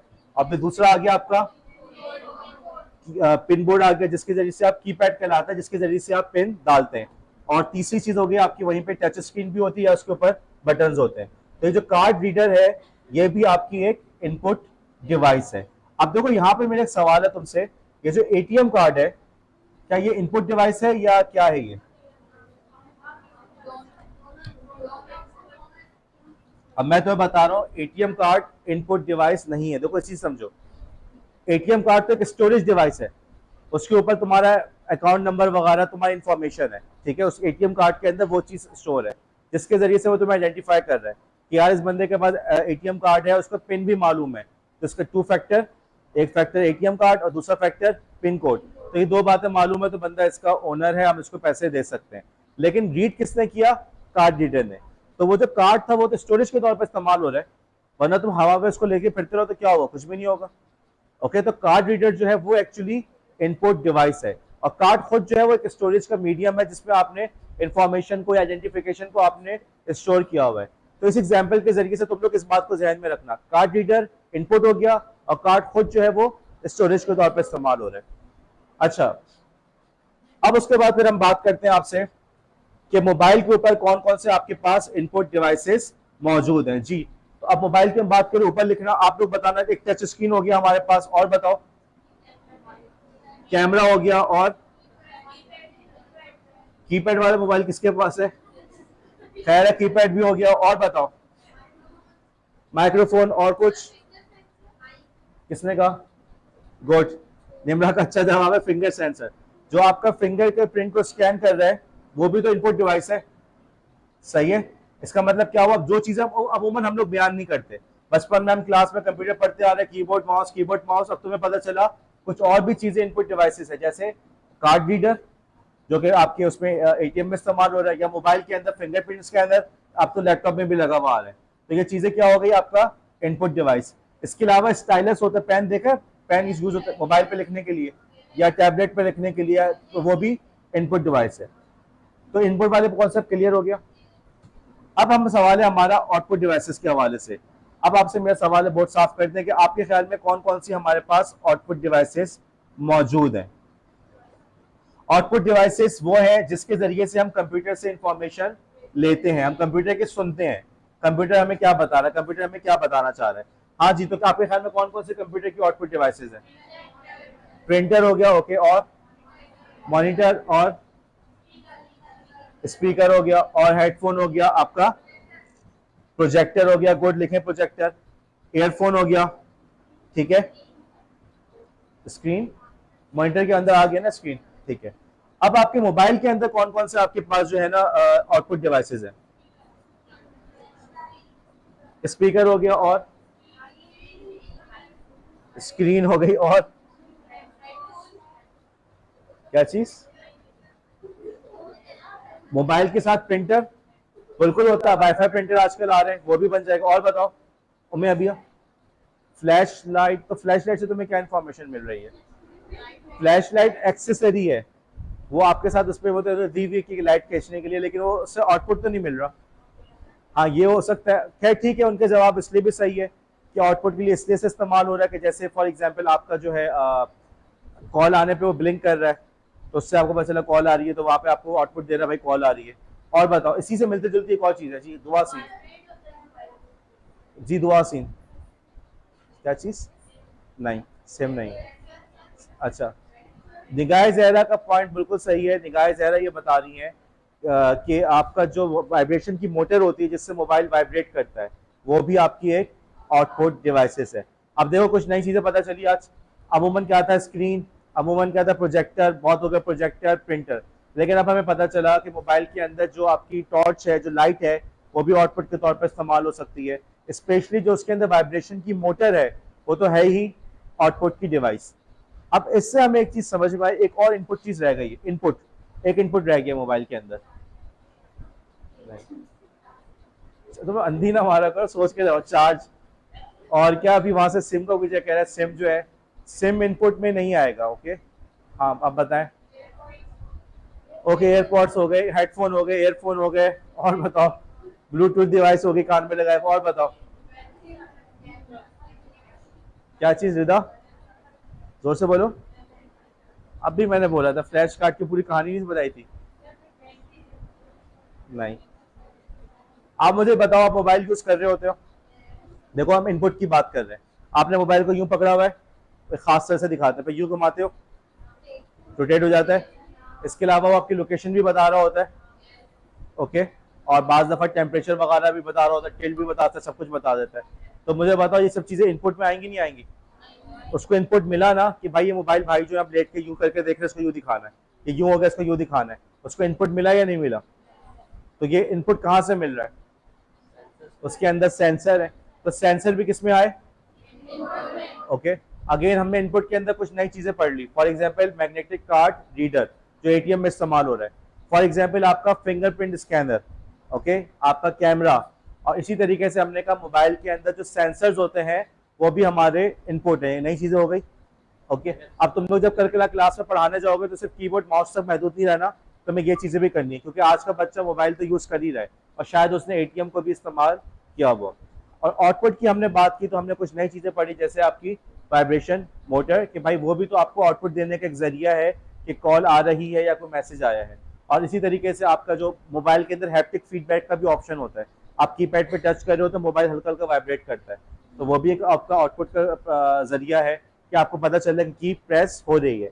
और इसी तरीके से जैसे कि मैं अभी टॉर्च की बात की कि टॉर्च को भी आप आउटपुट के लिए इस्तेमाल करें कि कॉल आने पे वो ब्लिंक कर रहा है या लाइट जल रही है। इसी तरीके से उसमें एक छोटी सी एलईडी भी लगी हुई होती है बाज़ मोबाइल में, मेरे ख्याल में पहले मोबाइल में आ रही थी, अब नहीं आ रही, तो वो एलईडी भी ब्लिंक करती थी, उसकी लाइट चेंज हो जाती थी। अगर अनरेड मैसेज है तो रेड हो गया, वैसे ब्लू है, मोबाइल चार्ज हो रहा है तो ग्रीन हो गया, इस तरह से होता था। ठीक है, कैमरा कौन कह रहा है? कैमरा शकायना के क्या हो? कौन कह रहा था? किसकी आवाज आई थी? डर क्यों रही हो? हाँ, तो कैमरा किस में डाल रही हो, इनपुट में आउटपुट में?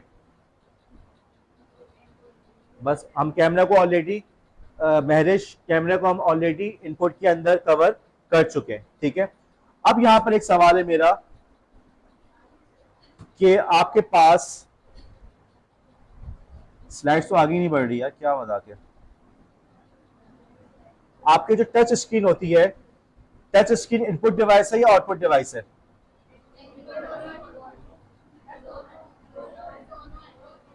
एक दफा फैसला कर लो, टच स्क्रीन इनपुट में आएगा या नहीं? ओके, इनपुट में आएगा। तो तुम लोग देख किस पे रहे हो? बाज ऐसे डिवाइसेस है जो दोनों होती हैं, जैसे टच स्क्रीन, टच स्क्रीन के अंदर आप इनपुट भी दे रहे हैं और आउटपुट भी ले रहे हैं। और ये वो चीज थी जब हमने पढ़ी थी अपने स्कूल के जमाने में, समझ नहीं आती थी, अब हर जगह उसको यूज कर रहे हैं टच स्क्रीन को। ठीक है, हर किसी के पास है। तो उस जमाने में बहुत बड़ी बात थी कि स्क्रीन को टच करके यूज कर रहे हैं, लेकिन अब तक बिल्कुल आम सी बात हो गई है। तो कुछ डिवाइसेस ऐसी होती है जिसमें दोनों चीजें एक साथ होती हैं। इसी तरीके से अगर आपके प्रिंटर के साथ स्कैनर भी लगा हुआ है, आपने देखा ऐसे प्रिंटर, ऐसे प्रिंटर्स आते हैं जिसमें स्कैनर भी साथ में लगा हुआ होता है, मुमकिन आप फोटो कॉपी शॉप पे जाए, वहां पे भी आपको नजर आ जाए, तो स्कैन भी कर रहा है साथ में, आउटपुट भी दे रहा है। उनके पास जो ब्लैक कलर का छोटा सा प्रिंटर पड़ा हुआ है ना, उसमें स्कैनर भी लगा हुआ है, जहाँ तक मुझे याद आ रहा है। तो उसमें दोनों चीजें एक साथ हैं, तो वो दोनों बहुत इनपुट और आउटपुट डिवाइसेस हैं। आपने हेडफोन लगाया हुआ, उसमें माइक भी लगा हुआ है। आपके एयरपॉड है, एयरपॉड के अंदर आप सुन भी सकते हैं और बोल भी सकते हैं, दोनों चीजें हो गई, इनपुट भी हो रहा है और आउटपुट भी हो रहा है। ठीक है, अच्छा बैठ जाएं आप। ओके, एटीएम कार्ड को हमने डिस्कस कर लिया कि एटीएम कार्ड जो है वो ना इनपुट है ना आउटपुट है, बल्कि एटीएम कार्ड या स्लाइड्स आज क्या हो गया कंप्यूटर को, एटीएम कार्ड जो है वो ना इनपुट है ना आउटपुट है, बल्कि वो स्टोरेज के तौर पर इस्तेमाल होता है। अब आगे बढ़े, हमने बात की कि प्रोसेसिंग, प्रोसेसिंग के लिए जो आपको बॉक्स नजर आ रहा है, स्लाइड के ऊपर स्लाइड नजर आ रही है। ओके, प्रोसेसिंग के अंदर आपको ये जो बॉक्स नजर आ रहा है, इससे हम कह सकते हैं प्रोसेसिंग यूनिट। एक केस होता है जिसके अंदर कंप्यूटर की तमाम सोच विचार की चीजें उसके अंदर मौजूद हैं। ओके, सबसे पहली बात, अगर आपने इनपुट डिवाइस है तो उसको दिमाग से जोड़ना भी तो है, नंबर वन। वो कैसे जुड़ेगा? इस बॉक्स के जरिए से। अच्छा, फिर से आउटपुट की डिवाइस को भी तो जोड़ना है, कैसे जुड़ेगा? इस बॉक्स के जरिए से।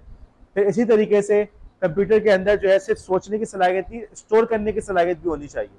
आप लोग अगर मेरी बातों को प्रोसेस कर रहे हैं तो आप साथ में पुरानी इंफॉर्मेशन के स्टोरेज की मदद से समझ रहे हैं ना।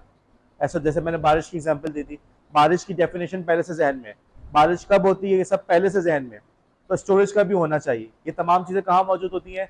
इस बॉक्स के अंदर।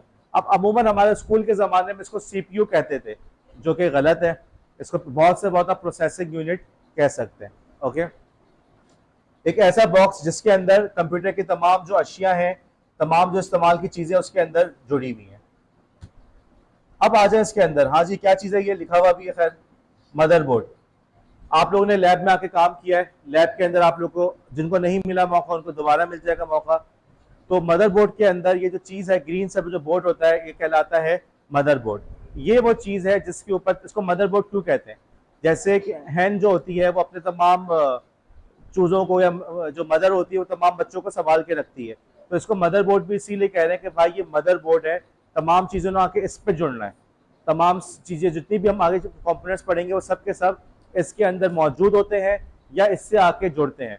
तो ये वो मदर है, ये वो मदरशिप है जिससे फिर दूसरी चीजें, जितने भी चिल्ड्रन होते हैं वो सब के सब इससे आके जुड़ते हैं या इसी के ऊपर मौजूद होते हैं।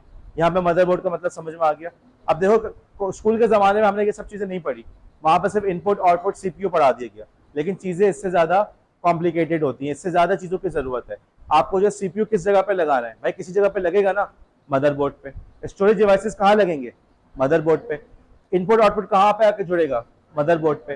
तो ये सब चीजें जो होती है इसके लिए कंपोनेंट चाहिए जो तमाम चीजों को संभाल सके, उसका क्या नाम रखा उन्होंने, मदरबोर्ड।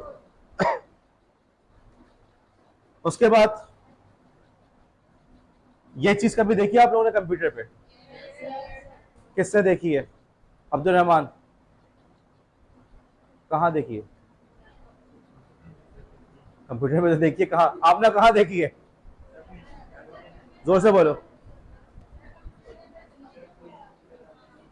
तुम्हारा नाम आमना है, आमना बतूल आप हैं, जी आमना बतूल, गुड। आप लोग थोड़े से एक्टिव रहे और लैब में आते रहे तो आपको लैब के अंदर भी ये देखने को मिल जाएगा।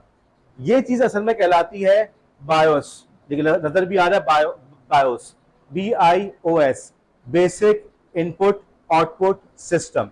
बायोस पहले होता था, बायोस की जगह नई चीजें आ गई हैं जिसका नाम जो है UEFI है। आपको दोनों का इल्म होना चाहिए, क्योंकि आप लोग जब मार्केट में जाएंगे तो आपको होगा कि बायोस में जाके सेटिंग चेंज करो, तो आप ये ना बोले बायोस क्या होता है, ओके आपको ये ना पता हो कि आपको पता हो कि बायोस क्या चीज है। इसी तरीके से अगर आप नए लैपटॉप परचेज कर रहे हैं तो उसमें UEFI होता है, आपको पता हो कि UEFI किस बला का, किस चीज का नाम है। अब देखो इस बात को समझना, इंपॉर्टेंट सवाल है, इसको समझो। देखो आपकी जो कंप्यूटर के अंदर आपका कॉलेज है, कॉलेज को चलाने के लिए बहुत सारे लोगों की जरूरत है, प्रिंसिपल साहब, टीचर्स, स्टूडेंट्स, सफाई का अमला, तमाम का तमाम का होना जरूरी है। लेकिन एक काम बड़ा इंपॉर्टेंट है, सुबह सवेरे कोई बंदा जाके कॉलेज का दरवाजा खोलता है, ओके, उसका नाम हम रख लेते हैं केयर टेकर। केयर टेकर का काम है सुबह जाके कॉलेज का दरवाजा खोलना। अगर वो केयर टेकर सोता रह जाए तो क्या आप लोग कॉलेज के अंदर आ सकते हैं, प्रिंसिपल साहब आ सकते हैं। एक बंदा बिल्कुल बेसिक ऑपरेशन परफॉर्म कर रहा है, वो लाइटें ऑफ कर रहा है और कॉलेज का दरवाजा खोल रहा है। शाम को वो कॉलेज का दरवाजा लॉक करता है और लाइट्स को ऑन करता है, ठीक है। देखो मैं यहाँ पे चौकीदार का वर्ड यूज नहीं कर रहा, मैं इसलिए चौकीदार का वर्ड यूज नहीं कर रहा कि पिछले साल मुझे एक्सपीरियंस रहा, चौकीदार के लफ्ज से लोग उसको गार्ड से कंफ्यूज करते हैं और फिर गार्ड से उसको ले जाते हैं सिक्योरिटी पे। हम सिक्योरिटी की बात नहीं कर रहे, हम केयर टेकर की, हम कस्टोडियन की बात कर रहे हैं। वो चौकीदारी या हिफाजत नहीं कर रहा, वो बिल्कुल बेसिक ऑपरेशन परफॉर्म कर रहा है। बहुत इंपॉर्टेंट ऑपरेशन है, बहुत इंपॉर्टेंट उसकी रिस्पॉन्सिबिलिटी है कॉलेज को खोलना, ओके। लेकिन कॉलेज को खोल तो रहा है लेकिन कॉलेज को वो चला नहीं सकता, ओके। वो लाइट्स ऑफ तो कर सकता है लेकिन कॉलेज का प्रिंसिपल नहीं बन सकता। वो लाइट शाम को खोल तो सकता है लेकिन वो कॉलेज का टीचर नहीं बन सकता। ये केयर टेकर वाला ऑपरेशन परफॉर्म कर रहा है। कंप्यूटर को भी किसी ऐसी ही चीज की जरूरत होती है। कंप्यूटर को जब आपने पावर दी, देखो वो बेजान है, उसको कुछ बेसिक इंस्ट्रक्शन तो चाहिए ना, बेसिक काम। ओके पावर दे दी, अब मैंने क्या करना है भाई, करना क्या मुझे ये बताओ। ऐसा होता नहीं होता।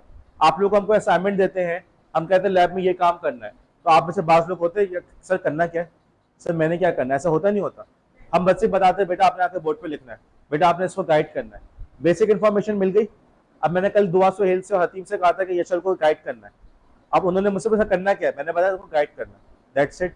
बाकी क्या मैंने उनको बताया कि तुमने ये बोलना है, तुमने वो बोलना है, तुम इसकी यू जवाब दोगी। किसने इन सब चीजों को मैनेज किया, खुद इन लोगों ने किया। क्या मैंने यशल से कहा था तुमने ये सवाल पूछना है, नहीं, उन्होंने खुद उसको गाइड किया, उन्होंने खुद उसको जो भी आपस में उनकी गुफ्तगू हुई। लेकिन मैंने बेसिक इंस्ट्रक्शन देके गाड़ी को किक स्टार्ट किया, बेसिक चीज मैंने बताई। ये बाइक के अंदर भी होती है, बाइक के अंदर आप किक मार के बाइक को स्टार्ट करते हैं, ऐसा है क्या नहीं। और कभी बाइक पुरानी है, प्लग वगैरह में शो तब किक मारते रहते हैं। लेकिन एक दफा जब किक मार लेते हैं तो ऐसा तो नहीं तो पूरे रास्ते बार बार किक मार रहे हैं, वो स्टार्ट होकर चल पड़ी। तो ये जो किक होती है गाड़ी की, ये बहुत इंपॉर्टेंट ऑपरेशन परफॉर्म कर रही है, लेकिन सिर्फ शुरू में करती है। एक दफा इंजन स्टार्ट हो गया, अब एक्सीलेटर जाने, इंजन जाने, अब आगे ब्रेक जाने, ऐसा है या नहीं। तो बिल्कुल बेसिक इन्फॉर्मेशन, बेसिक काम, बिल्कुल बेसिक काम। इसीलिए होता है स्पार्क प्लग वगैरह जो होता है, इंजन महंगा आता है, स्पार्क प्लग महंगा आता है, इंजन महंगा आता है। स्पार्क प्लग महंगा नहीं आता, लेकिन स्पार्क प्लग ना हो तो गाड़ी स्टार्ट हो जाएगी? गाड़ी स्टार्ट या बाइक स्टार्ट नहीं होगी। यही काम कंप्यूटर के अंदर भी किसी ने करना होता, बिल्कुल बेसिक काम कि भाई मैंने करना क्या है। उसके बाद जो होता है फॉर एग्जाम्पल कि उसने हार्ड ड्राइव से जाके ऑपरेटिंग सिस्टम उठाया, उसको लाके जगा दिया, भाई तुम अपना काम करो। उसके बाद ऑपरेटिंग सिस्टम पूरा काम करता है, लेकिन बेसिक काम कौन कर रहा होता है? बायोस। इसीलिए उसका नाम क्या है? Basic input output system. Okay, अब ये जो आप लोग पढ़ते थे ना रोम, याद है रोम रोम पढ़ते रहते थे बचपन में? रैम रोम होती है, एक रोम होती है, एक रैम होती है, ठीक है। हम लोग स्कूल में राम राम करते थे हम लोग इसको। हमारे सीनियर से, हमारे टीचर बड़े अच्छे थे, बहुत अच्छे टीचर थे, और अगर आज मैं सॉफ्टवेयर डेवलपर हूँ तो उनकी वजह से। तो सीनियर होते, ज़ाहिर है बच्चे हर कोई खुश नहीं होता, बहुत मेहनत से पढ़ाते थे। तो सीनियर से मुझसे पूछा कि यार ये सर खुबैब कैसे, सर खुबैब नाम था उनका, आजकल आई थिंक DHS सुफा में थे, अभी वो DHS सुफा के अंदर पढ़ा रहे हैं आजकल। स्कूल टीचर थे, और वहाँ से होते होते अब वो यूनिवर्सिटी में पढ़ा रहे हैं, और माशाल्लाह एक बहुत रिनाउंड स्कॉलर भी हैं, अच्छे काफ़ी, बहुत ही मतलब मैं तो उनका एहसानमंद हूँ, उनकी वजह से मुझे कंप्यूटर में इंटरेस्ट हुआ। तो सीनियर से मुझसे पूछा कि सर खुबैब कैसा पढ़ा रहे हैं? मैंने कहा बहुत अच्छा पढ़ा रहे हैं। अब वो ये समझ रहे थे मैं बुराइयाँ करूँगा, पता नहीं क्या दिमाग खाते रहते हैं, लेकिन मैंने उनको पॉजिटिव कहा। कौन सा टॉपिक पढ़ा रहे हैं? मैंने कहा आजकल रोम रैम पढ़ा रहे हैं। कह रहे हाँ भी और पढ़ना, फिर देखना राम राम करता फिरेगा तू। तो ये जो रैम, सॉरी, जो रोम होती है ना, रीड ओनली मेमोरी, उसके अंदर ये बेसिक इंफॉर्मेशन डाली हुई होती है। अब उसको एक ही दफा डालना होता है, इसीलिए वो रीड ओनली कहलाती है। ओके, इसीलिए उसको रीड ओनली कहते थे कि भाई एक ही दफा उसके अंदर डाल दिया, उसके अंदर चीज जो है वो स्टोर हो गई है, अब जो है बार बार उसको राइट करने की जरूरत नहीं है। तो रोम के अंदर क्या चीज होती है? बायोस उसके अंदर मौजूद होती है। अब समझ में आया? अच्छा जी, बेस आपका बायोस का मैंने बता दिया कि ये जो पुराना तरीका था, अभी भी इस तरीका इस्तेमाल होता है, बहुत सारे कंप्यूटर्स में आपको नजर आएगा। ये जो बैकग्राउंड में ब्लू सी स्क्रीन है ना, ये बायोस की है। लेकिन अब नया मेथड आ गया है UEFI। ओके, UEFI जो है उसके अंदर माउस वगैरह भी चल जाता है, और थोड़ा सा देखने में खूबसूरत लगता है। लैब के अंदर जो चल रहा है वो वैसे UEFI है। जो अभी जो कंप्यूटर्स आ रहे हैं वो दोनों को सपोर्ट कर रहे होते हैं, बायोस को भी और UEFI। लेकिन जो एप्पल वगैरह के नए कंप्यूटर आ रहे हैं वो बायोस को हाथ ही नहीं लगाते। तो ये थोड़ा सा होता है, आपको पता होना चाहिए कि भाई UEFI भी कोई चीज है, काम दोनों का एक ही है, तरीकेकार थोड़ा सा डिफरेंट है, लेकिन काम दोनों का एक ही है। दोनों कहाँ पे मौजूद होते हैं? राम में या कहाँ पे? रोम में। ओके, बस ये राम जहन में रखिएगा, इंशाल्लाह पूरा याद रहेगा। ये क्या चीज है? लिखा हुआ भी है CPU, ये है कंप्यूटर का दिमाग। और इसको हम निकाल के लैब के अंदर हम नहीं दिखा सकते, क्योंकि दिखा तो सकते हैं लेकिन इसकी अगर पिने वगैरह अगर मुड़ गई ना तो पूरा CPU बेकार हो जाएगा, तो इसलिए हम इसको छेड़ नहीं रहे। तो भाई ये CPU कहलाता है। CPU का मतलब क्या हुआ लाइबा? Central processing unit. सारी सोच विचार करना किसका काम है? इसका काम है, CPU का काम है। ओके, अब हुआ कुछ यूं, वक्त के साथ साथ उन्होंने कहा है कंप्यूटर की स्पीड बढ़ानी है। तो उन्होंने कहा कि यार कंप्यूटर की स्पीड बढ़ानी है तो हम कामों को तकसीम कर दें, कुछ काम जो है ना हम किसी और के हवाले कर दें। फॉर एग्जाम्पल अगर आप गेम्स खेल रहे हैं तो गेम्स के अंदर बाद में देखो ना कि पूरी प्रोसेसिंग होती है, मैथमेटिकल कैलकुलेशन होती है। इस वक्त ये वाला इमेज है, ये यहाँ पर है, इसने उसको शूट किया तो वो उसको लगा नहीं लगा, अगर लगा तो डैमेज कितना हुआ, उससे स्क्रीन में कलर चेंज करना है नहीं करना, समझो बात को। तो ये तमाम चीजें बैकग्राउंड में चल रही हैं। तो उसके लिए उन्होंने कहा कि यार एक अलग से स्पेशलाइज्ड प्रोसेसर बनाते हैं, और उसका नाम उन्होंने रखा graphical processing unit, GPU, graphical processing unit. अब ग्राफिकल प्रोसेसिंग यूनिट जो है ये आपके कंप्यूटर के अंदर लगा हुआ है, अलग से चाहें तो लगा सकते हैं, जैसा आपकी तस्वीर नजर आ रही है इसमें अलग से लगा हुआ है। वरना आजकल बहुत सारे कंप्यूटर्स के अंदर, जैसे मेरे लैपटॉप के अंदर भी छोटा सा मुनासिब सा GPU लगा हुआ है, बहुत अच्छा नहीं है लेकिन मुनासिब है। अलबत्ता अगर मुझे गेम्स वगैरह खेलने का शौक है, वीडियो रेंडरिंग करनी है, तो फिर मुझे अलग से पूरा ग्राफिक कार्ड अलग से बड़ा सा लगाना पड़ता है। तो ये उन्होंने कहा कि भाई थोड़ा सा काम को डिवाइड कर दो। प्रिंसिपल साहब बहुत सारे काम कर रहे हैं, प्रिंसिपल साहब के साथ जो है फॉर एग्जांपल एक असिस्टेंट प्रिंसिपल लगा दिए कि वो कुछ चीज़ों को मैनेज कर लेंगे, ठीक है, वो कुछ चीज़ों को देख लेंगे, चीज़ों को डिस्ट्रीब्यूट कर दिया। तो कुछ रिस्पॉन्सिबिलिटीज जो है वो उन्होंने किसके हवाले कर दी? GPU के, कि भाई ग्राफिकल प्रोसेसिंग वाला जितना भी काम है वो सबका सब GPU संभाल ले। तो कंप्यूटर के अंदर असल दिमाग कौन सा है? CPU, लेकिन साथ ही साथ एक और दिमाग भी साइड में लगा दिया, GPU, जो एक खास पर्पज के लिए इस्तेमाल हो रहा है। अब फॉर एग्जांपल आपके यहाँ जो क्रिप्टो करेंसी है, माइनिंग, बिट माइनिंग का नाम सुना है, ठीक है, क्रिप्टो करेंसी जो होती है वो कंप्यूटर के जरिए से बनाई जाती है, इतना तो पता है। अब वो भी तो दिमाग कंप्यूटर का लग रहा है। अब उन्होंने कहा कि CPU के साथ साथ एक अलग से खास तौर से प्रोसेसर लगा दो जिसका काम ही क्रिप्टो करेंसी बनाना हो, वो उस काम का माहिर है। तो सीपीयू अपनी जगह मौजूद है, लेकिन साथ में एक स्पेशलाइज्ड ब्रेन को भी लगा दिया जो उस काम का माहिर है। ये बात समझ में आई? ठीक है। इसकी एक मिसाल आप समझ लें, क्लास का सीआर है। अब टीचर अपना काम कर रहा है, क्लास का सीआर अपना एक काम कर रहा है। क्लास का लेट से हमने इसको बना दिया अटेंडेंस कोऑर्डिनेटर। अब अटेंडेंस कोऑर्डिनेटर का काम क्या? बच्चों के अटेंडेंस लगाना। वो क्लास को डिस्टर्ब नहीं कर रहा, वो क्लास के सब बच्चों का नाम से जानते, सबके नाम देख के वो अटेंडेंस लगा रहा है, या सबके पास जाकर शीट पे साइन करवा रहा है, उनके कार्ड चेक कर रहा है, टीचर अपना लेक्चर दे रहा है। अब वो बंदा अपना काम कर रहा है। ओके, फॉर एग्जाम्पल हमने कहा कि शीजा तुम जाके सबकी अटेंडेंस लो। अब शीजा अपना काम कर रही है, वो जाके आपका आईडी कार्ड चेक कर रही है, वो देख रही है अपने नाम के सामने साइन करे, किसी और के नाम के सामने साइन नहीं कर रहे। शीजा अपना दिमाग लगा रही है, लेकिन यहाँ पे जो सीपीयू है वो अपना काम कर रहा है। काम डिवाइड हो गया। ये बात समझ में आ गई? ओके। ये क्या चीज है? जोबिया क्या? जोबिया नहीं, सॉरी, कौन? आयशा, किरण, किरण, जोर से बोलो। ओके, आगे कुछ और? आयशा अहमद। अच्छा, कि रैम की स्लॉट नहीं है। ओके, जस्ट फाइन, आपका जवाब इसलिए सही का कंफ्यूजन समझ में आ रहा है। अब नेक्स्ट साल जब लेक्चर होगा तो मैं कुछ चेंज करूंगा इसमें, ताकि कंफ्यूजन ना हो। बहरहाल ये आपको याद है, जिन लोगों ने लैब में काम किया है तो हमने दिखाया था कि कुछ स्लॉट्स लगी हुई होती हैं जिसके जरिए से आप कुछ चीजों का उसमें इजाफा कर सकते हैं। ये कहलाती है एक्सपेंशन स्लॉट। याद है, मैंने लैब में दिखा चुका हूँ। ये मैंने बताया था, इस वाली स्लॉट में ग्राफिक कार्ड लगता है, इस वाली स्लॉट के अंदर वाईफाई कार्ड लगता है। ये एक्सपेंशन स्लॉट है कि आप कंप्यूटर में किसी चीज का इजाफा करना चाहें तो कर सकते हैं। जब ये कंप्यूटर परचेज किए गए थे उसमें वाईफाई कार्ड नहीं था, अब उसके अंदर वाईफाई कार्ड लगाना हुआ, जगह थी तो हमने उसको एक्सपेंड करके लगा दिया। लेकिन जगह ना होती हम लगा पाते? अरीशा, जगह होती तो हम लगा पाते, ना होती तो हम लगा पाते? नहीं लगा पाते। तो एक्सपेंशन की चीजें दी हुई होती है, उसमें जिन चीज का आप इजाफा करना चाहें तो कर सकते हैं। आप लोग अगर एडवांस काम कर रहे हो, जैसे हम काम करते थे, हमने एटीएम मशीन पे, मैंने सॉफ्टवेयर पे काम किया, तो हमने मेमोरी कार्ड रीडर वगैरह लगाना, सॉरी मेमोरी कार्ड नहीं, वो एटीएम कार्ड रीडर और पिन पैड लगाए थे। फिर जो आपकी बैंक की जो मशीन होती है जिससे पैसे निकलते हैं, कैश डिस्पेंसर कहते हैं, वो भी लगाए थे। तो एक्सपेंशन स्लॉट से ही लगाए थे हमने, उसके अंदर लगा लगा के हमने उसको जोड़ा था, फिर उसमें प्रोग्रामिंग कर रहे थे। ठीक है, एक्सपेंशन स्लॉट का समझ में आ गया। तो पेरिफेरल डिवाइसेस जो होती हैं, ओके, उसको आप इसके जरिए से लगाते हैं, चाहे वो ग्राफिक कार्ड हो, चाहे वो वाईफाई कार्ड हो, चाहे साउंड कार्ड हो, उसको लगाने के लिए स्लॉट्स आपके पास होती है, जगह दी हुई होती है, आप चाहे तो उसके अंदर चीजों का इजाफा कर सकते हैं। ये चीज क्या है इसमें? अच्छा, मैं बता दूं इससे मेरी क्या मुराद है। इसमें जो लाइनें नजर आ रही, लाइनें ड्रॉ की हुई हैं, सिल्वर सी लाइनें जा रही हैं, साफ सुथरी सी लाइनें, स्ट्रेट सी, ओके, रोड सी जा रही है, क्या चीज कहलाती है? बसेस। अब बसेस के बारे में आपको पता होना चाहिए कि भाई कंप्यूटर के अंदर बसेस भी होती हैं, डेटा केबल भी होती है। क्यों होती है? ताकि डेटा ट्रांसफर हो, इधर से उधर डेटा जाए, उधर से इधर डेटा है, इस तरह से काम हो। ठीक है, इनपुट से गया सीपीयू के पास, सीपीयू ने कहा ये मेरा काम नहीं, ग्राफिक कार्ड का काम है, उसके पास भेजो, तो आपस में कोई कनेक्शन होगा तो चलेगा ना। इसके लिए बसेस इस्तेमाल होती हैं। और लैब के अंदर मैं दिखा चुका हूँ कि सीडी रोम को मदरबोर्ड से कनेक्ट करने के लिए क्या लगा हुआ था? डेटा केबल लगी हुई थी। ओके, तो ये सारी बसेस होती है जिसके ऊपर सिर्फ और सिर्फ एक काम होता है, डेटा ट्रांसफर। अब तुम देखो क्लास 9 के बच्चों को कितना गलत पढ़ाते हैं, इनपुट, सीपीयू और आउटपुट, हालांकि कितनी सारी चीजें होती हैं।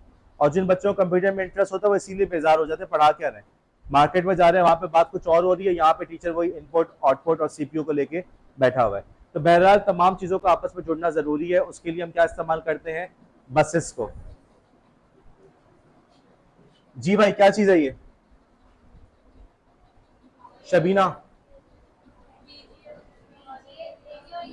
कंप्यूटर के अंदर कुछ पोर्ट्स लगी हुई होती हैं, ठीक है, जिसके जरिए से आप चीजों को कनेक्ट कर सकते हैं। चाहे वो वीजीए कार्ड, वीजीए के अंदर आपने मॉनिटर केबल लगानी हो, चाहे वो यूएसबी हो, चाहे वो आपका इथरनेट हो, चाहे आपका स्पीकर हो, चाहे वो आपका माइक हो। ये पोर्ट्स होती है जिसके अंदर आप कंप्यूटर की चीजों को, इनपुट आउटपुट डिवाइसेस को आप इसमें जाके लगाते हैं। और ये पोर्ट्स आगे जाके किससे कनेक्ट हो रही होती है फायजा?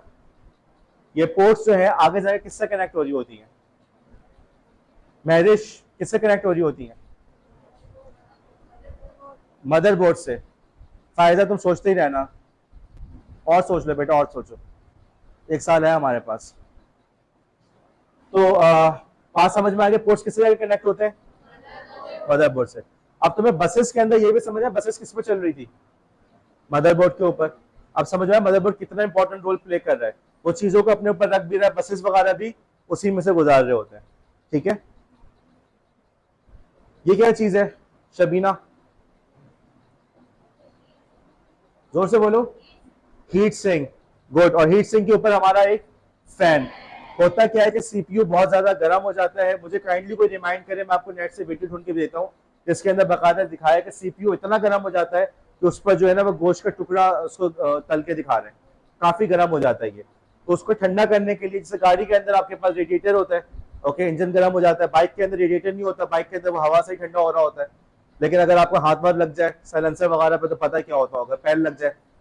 तो इसी तरीके से ये आपका जो कंप्यूटर का सीपीयू जो होता है ये भी बहुत ज्यादा गर्म हो जाता है। इसको ठंडा करने के लिए इसके ऊपर हीट सिंक लगाते हैं और उस पर फैन लगाते हैं ताकि वो गर्म ना हो। अब बहुत ज्यादा गर्म हो जाता है तो उसकी वजह से उसको नुकसान पहुंच जाता है, इस तरह से। अब लोग लैपटॉप वगैरह जब परचेस कर रहे होते हैं तो मैं उनको मशवरा देता हूँ बहुत पुराना लैपटॉप ना लो, क्योंकि हमें नहीं पता होता उसने कैसे इस्तेमाल किया। मसलन लोग लैपटॉप परचेस करते हैं वजह से तकिए पे रख के इस्तेमाल करते हैं। अब तकिए पे रख के इस्तेमाल कर रहे हैं तो उसके नीचे जो पंखा चल रहा है उसको हवा निकलने का मौका मिल रहा है, तो क्या हो, गर्म होगा। गर्म होगा तो मदरबोर्ड खराब होगा। मैं घर पे जब इस्तेमाल करता हूँ तो मैं बाकायदा इसके नीचे ना, जो मेरे पास दूसरा लैपटॉप है उसके नीचे मैंने बाकायदा उठा के रखा हुआ उसको, तकरीबन 4 इंच तक, 4 इंच या पता नहीं, दो जितने भी इंच होते हैं, ये 4 लिया, इतना मैंने उठा के उसको रखा हुआ है। 4 इंच तो खैर नहीं होगा, 2 इंच होगा मेरे ख्याल में। तो 2 इंच उसको उठा के रखा हुआ है बिल्कुल, ताकि नीचे से हवा क्रॉस होती रहे। तो ये आप लोग भी जब लैपटॉप वगैरह यूज करें तो उसकी वेंटिलेशन का ख्याल रखें। कंप्यूटर पे यूज करें तो ऐसी जगह पे रखें कि हवा वगैरह उसके अंदर क्रॉस हो चुके। हम लोग बाज़ दफ़ा टेबल्स वगैरह ऐसी परचेज करते हैं उसमें हवा की क्रॉसिंग नहीं हो रही होती, तो उससे कंप्यूटर गर्म हो जाता है, उससे नुकसान पहुंचता है, इसको अवॉइड करना चाहिए। जो सीरियस लोग गेमिंग वगैरह में काम करते हैं, आपको पता है उसमें कैसे कूलिंग होता है, पानी से। उसमें सिस्टम होता है पानी के जरिए से भी कूल कर रहा होता है, बहुत एक्सपेंसिव ही आता है। लेकिन चूंकि वो लोग गेम वगैरह इतने ज्यादा खेल रहे होते हैं तो उनको बाकायदा इसकी जरूरत पड़ती है कि पानी, ऐसा सिस्टम हो जो पानी के जरिए से पूरे कंप्यूटर को कूल डाउन कर सके। तो अंदाजा लगाए वो कितना गर्म हो रहा होता है, ये पानी की जरूरत पड़ रही है। एनीवे तो कंप्यूटर को यूज करें, लैपटॉप को यूज करें तो उसका ख्याल रखें कि उसकी वेंटिलेशन का ख्याल रखें। और इसका मतलब क्या हुआ, गोद में रख के इस्तेमाल करना चाहिए। हालांकि उसका नाम क्या, लैपटॉप। लैब किसे कहते हैं, ये लैब ही तो है आपकी, इसीलिए उसको लैपटॉप कहते हैं। उसको लैब पे रखना नहीं चाहिए, उसको बिल्कुल एक सही जगह पे रखें, नीचे से उसकी हवा वगैरह क्रॉस होता रहे। और वैसे भी अगर आप लैब पे रखेंगे तो इसमें हेल्थ के इश्यूज भी होते हैं, नहीं रखना चाहिए। ये क्या चीज है अजमीना,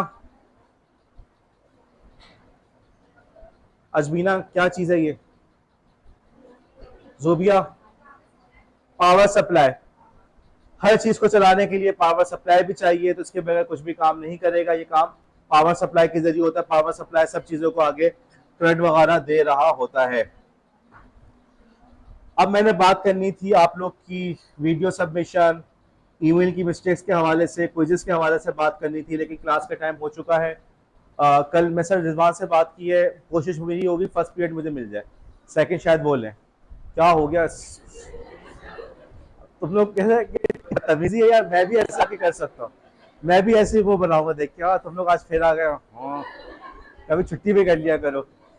तो हाँ, तो यार अखलाक भी होते, फिर जाने के बाद कर लो, कौन सा मसला है। तो खैर मैं कोशिश करूंगा मेरा फर्स्ट पीरियड हो जाए कल, फिर शायद फिर हम लोग इसी पे बात करें, क्विज़ेस वगैरह के बारे में, एग्जाम, मेरा जो एग्जाम है उसके बारे में बात करें। लोग आके सवाल पूछ रहे हैं, लाइकली टू फेल लिखा हुआ आ रहा है, क्या मतलब है, कल मैं उसको डिस्कस करूंगा। तो I don't know, try to attend the class, उसको अटेंड करें। अगला टॉपिक हमारा स्टोरेज डिवाइसेस वगैरह को, उसको सैटरडे को हम इंशाल्लाह कवर करेंगे। पार्ट्स ऑफ कंप्यूटर सारा हो चुका है। अच्छा, अब आने वाले दिनों के अंदर देखो ये टॉपिक्स हैं इंपॉर्टेंट एग्जाम की पॉइंट ऑफ व्यू से, लेकिन मुश्किल नहीं है। तो मैं अगले दिनों में इसका रिकैप आप लोग से तो करवाऊंगा, खुद नहीं करूंगा। ओके, खुद नहीं करूंगा क्योंकि मैं देख, जो शुरू के टॉपिक्स है देखो वो डिफिकल्ट थे, तो 2 से 3 दफा हमने उसको रिवाइज किया तो फायदा हुआ, उसकी जरूरत भी थी। मेलवेयर वगैरह के टॉपिक ऐसे थे, बार बार पढ़ाने की जरूरत थी।